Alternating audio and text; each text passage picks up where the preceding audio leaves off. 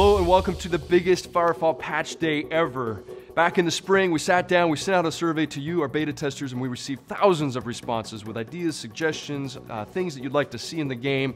And we circled up as a team and we had a real heart-to-heart talking about what some of the major trends were and where we wanted to go with this milestone.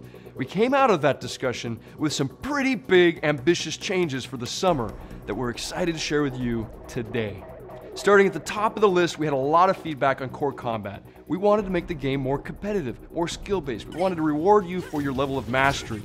And so we changed everything from run speed, jump height, jump jets, weapons, abilities. We even got rid of one class and introduced a new class called the Biotech. For more information about the specific changes to core combat, please check out some of the more recent dev diaries from some of our designers that talk about the specifics. But believe me, we have made major changes to combat. We've touched every single weapon and every single ability in the game, and I believe they are all way more competitive, way more fun, and you're going to enjoy them.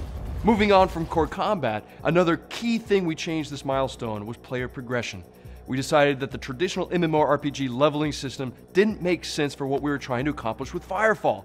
So we got rid of levels and introduced Battleframe tiers. You can think of these like weight classes for your Battleframe. Unlike a traditional leveling system where we dictate what you unlock at each level, now it's completely up to you how you spend your experience points. You may want to go completely mobility with afterburner and jump jet improvements and run speed improvements, or you may be all about damage and you want to put your XP into things like your weapons and your new combat damage dealing abilities. The choice is completely up to you, and truthfully, you can actually go through all of these tech trees to gain access to all of this equipment. For this patch, we're introducing two Battleframe tiers to you, Tier 1 and Tier 2. Tier 2 introduces the new mechanic of crafting. Previously, we had a model where you would have a specific type of resource needed and a specific blueprint to create a new item, and now we've changed completely how that works so that you actually can choose different resource types to input into your nanoprints, and that will actually influence the stats and the strength of those stats on the items produced. So please check out crafting at the manufacturing terminal in Copacabana. So now that you've unlocked some new equipment through your tech license tree, you'll need to go to a Battleframe Garage to equip it. You can access your Battleframe Garage from any of the major cities by going up to the terminal that was formerly called the Loadout Modification Terminal. This is now your Battleframe Garage. We've gotten rid of the 2D paper doll UI and icons and introduced a full 3D immersive environment where you can go and check out each of your Battleframes and actually equip and unequip different pieces of equipment. So we're really excited about the Battleframe Garage. Check that out in town. In this patch, we're also tripling the size of Coral Forest, so you'll have plenty of new space to go and explore, new resources to find and to harvest with your thumpers, and actually new POIs to check out. You may also notice there's some new missions available in Transhub, so head on west and check out Transhub and see what you can do to contribute to the war. In the world of PvP and esports, we're introducing a brand new esports map, Shantytown, and to be perfectly honest, internally at least, it has had the highest scores of any map we've ever created. So I can't wait to hear what you think of Shantytown. We also are excited to introduce some new PvP and esports features, starting with a couple that show up in the open world. We wanted to give you Dueling. So now you can actually access Dueling from the Versus menu and challenge a friend of yours or a stranger to a duel to show who's superior when it comes to Firefall combat.